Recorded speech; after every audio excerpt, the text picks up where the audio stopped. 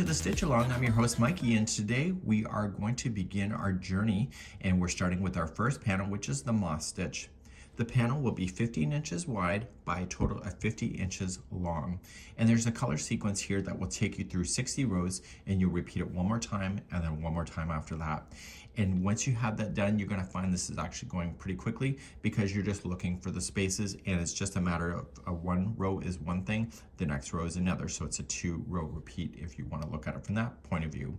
The wonderful thing that was considered in this design is that each one of the rows counts, like whether it's 4 or whether you have a total of 10 rows here. You're going to notice that it always starts and ends on the same side. So it helps you keep count even more, a lot easier.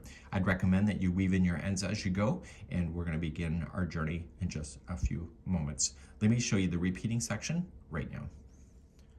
So here in the sequence that you can see, there's 60 rows. You have a stripe pattern and then the remaining. So once you do that once, you'll do it again and again, as mentioned already. So you're going to notice is that it's a beautiful pattern. The designer had a great concept here on making sure that it was an even number. So you're going to notice is that the yarn will always start on the one side, and when it gets back and then back and back, it always finishes on the same side. So one side will have no tail ends and the other side will have all the tail ends. I recommend that you weave in your tail ends as you go so that you have a nice easy panel to be able to play with. I'll demonstrate that as well. So without further ado, let's jump right into it right now. So you're going to begin, and with the color B, which is off-white, you are going to chain a total of 58. So I'm just going to do a smaller swatch because that's all it's needed to demonstrate how this is done. And so please chain 58 now. So 1, 2, 3, 4, 5, go all the way to 58 and meet me back here in just a moment. Okay, once you have your 58 done, you're going to start your first row. So the first row, you're going to go second chain from the hook, so count it back. And I always turn it and get the back hump of the chain. If you prefer not to, then don't. And then you just want to single crochet in that stitch.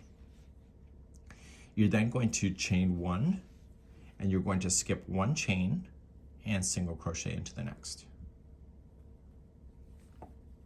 Okay, and you're going to do this all the way across.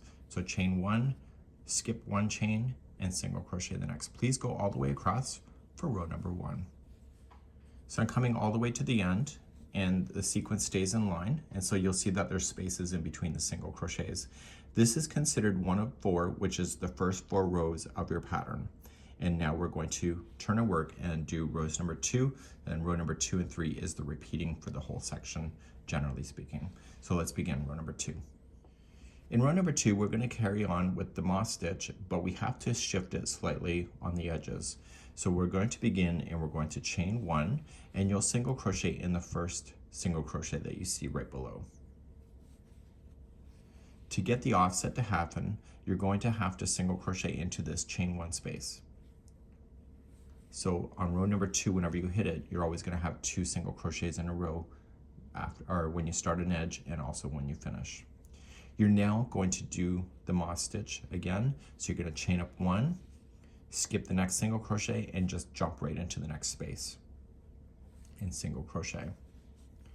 Chain 1, jump the next single crochet, and go right into the space. And you'll do that all the way across. So put me on hold, and we'll begin the next part in just a moment.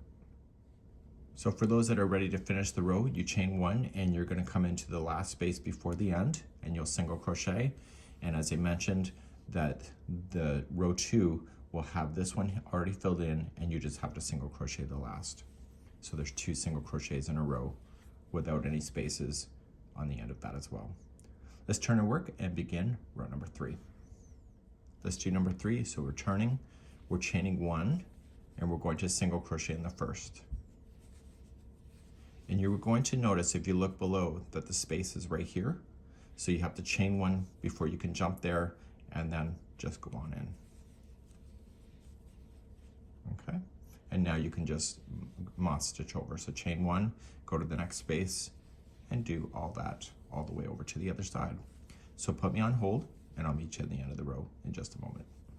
So to finish the row, you'll chain 1, you'll skip over the next single crochet here, and you'll single crochet into the last. And that was row number 3.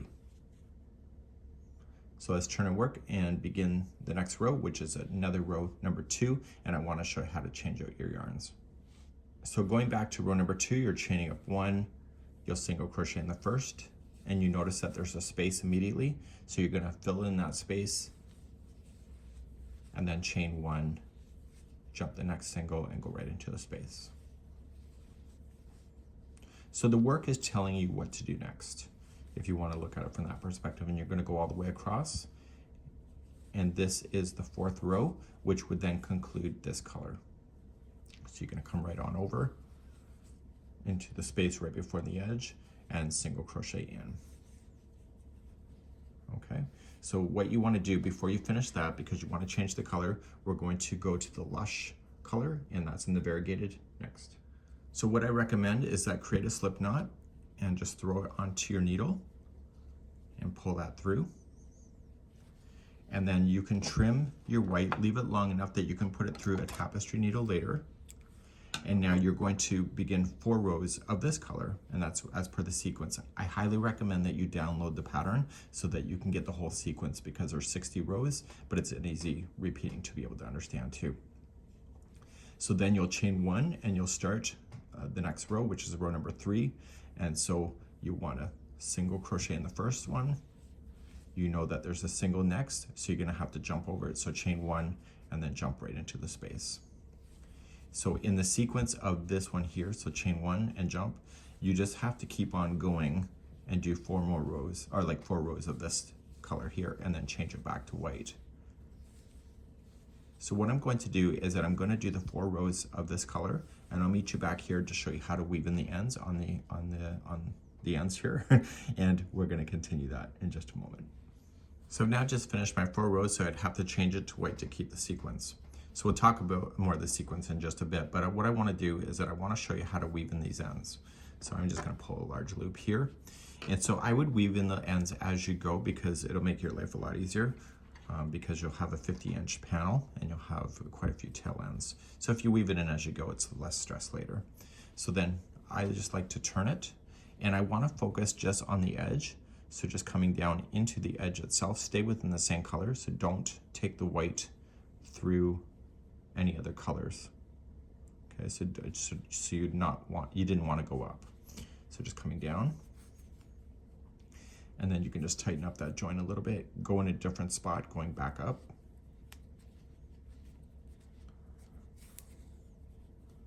And then one more time to going down.